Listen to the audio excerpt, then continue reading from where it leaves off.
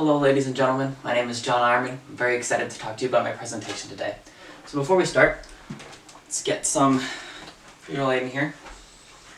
So we can see here we have two brain scan pictures, one of a brain at rest and one with a brain listening to music.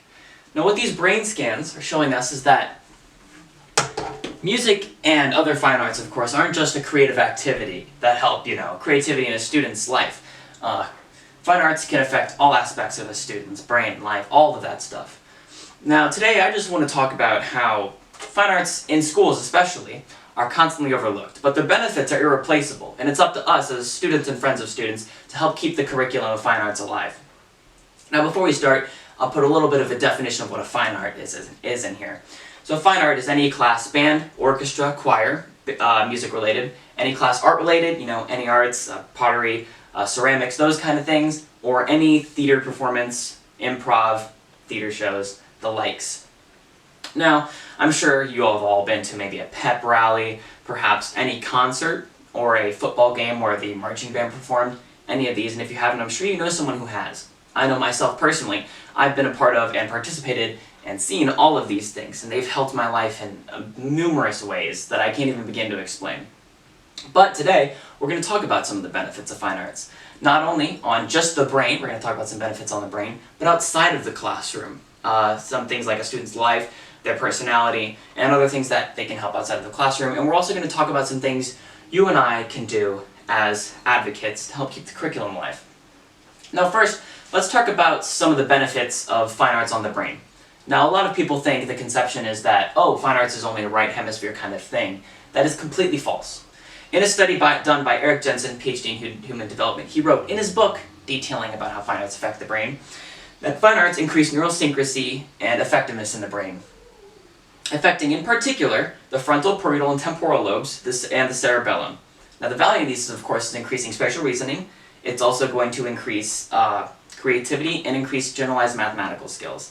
Now spatial reasoning and generalized mathematical skills, those are left hemisphere kind of things. And these are just a jump start to getting a student's brain to develop. Participating in the classes is going to get a head start for anyone in their brain's development and creativity in other classes. Now, of course, as well, in an article published by the Ashford University staff, when looking at a piece of art, blood flow to the brain increases by 10%. Now this 10% increased blood flow is going to be increasing productiveness, it's going to be increasing effectiveness and efficiency of the brain. All things that just by looking at a picture and piece of art, one can accomplish. Taking away these benefits would be highly unfair to all students, of course. Now, effects on the brain aren't just something that fine arts can do. It can also affect a student's life outside of just the classroom. Now, in a study done by Daniel H. Bowen, PhD, he looked to find empirical evidence that fine arts have an effect on the brain, a positive one, and effects outside of the brain. In his study, he found that students who participate in these fine arts classes decrease disciplinary infractions by 3.6%, and they also increase compassion for others by 0.08%. Now, while these numbers may be small, it shows a definite correlation between fine arts classes and positivity in the learning environment of students and their compassion for others, like I just said. Now, this good learning environment is going to be helping students all the way through their entire school curriculum, and it's something we're not going to want to take away from them, because it's going to not only benefit themselves as students, but it's going to benefit every student around them. Another benefit outside of the classroom, fine arts classroom, is shown by Rena Upright, who is a professor of arts education in Queen's University in Canada. Now, she participated in a study where 6 Canadian states were going to be focusing on a fine arts-based curriculum. Now, in this fine arts-based curriculum, Rita found that students who did this had a higher SAT score, were less likely to drop out of high school, and more likely to complete college. So as we can see here, fine arts aren't just an in-school kind of thing. While they might affect SAT scores and other generalized testing like that, they can also affect how a student's going to act beyond just high school. Example, finishing college. And those are benefits that we're not going to want to strip away from our students and our friends, as that is something that can increase and change their life dramatically. Now that we've talked about some things that fine arts positively has on their students, let's talk about some things that we can do as advocates. Now, fine arts has always been quite the hot and controversial topic when it comes to public funding. A lot of times, in times of disaster, fine arts gets little funding or appreciation in the first place. Now, I'm sure you all are familiar with the COVID-19 epidemic, considering we're living through it at this moment. A lot of fine arts classes and fine arts curriculums are taking quite a blow today, and every other day around today. You see, fine arts are a very hands-on based curriculum, and you can't really have an improv scene placed on Zoom. It just doesn't make sense. Now, funding for these fine arts is taking quite a blow, as students aren't being able to participate and teachers aren't able to teach. Now, because of advocates though, a bill was generated that would allocate $75 million for the National Endowment of Arts and direct support for state and local arts. Now, this was all done by advocates for fine arts, people who participated in them once, or people who care about the state of the curriculum. And that's something you and I can always do by talking to senators, congressmen, anyone that we can get our hands on in the higher system, helping to get funding these fine arts. Now, this is something that has happened also around me personally, having to do with the greater St. Louis County where I live. A proposition was proposed, Prop S, which would allocate $70 million for refurbishing schools and programs dedicated to those schools. Now, it sounds like a great deal until you realize that almost nothing was generated towards these fine arts curriculum. It was mostly going to all of the other STEM-based curriculums, which is great, but these fine arts are what made our schools our schools. And talking around with my professors and my friends and fellow students, we realized that this was something that needed to be addressed.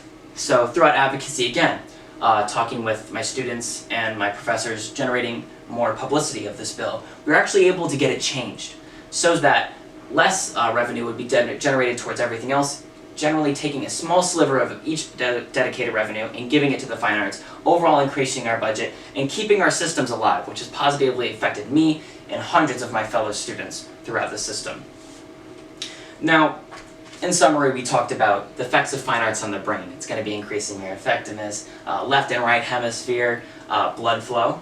We also talked about the effects outside of the classroom, generating a positive learning environment, compassion for others, disciplinary infractions, also completing high school and completing college and higher SAT scores. We also talked about the effects that we can have as advocates and our call to action, which would generate publicity for fine arts schools and such like that.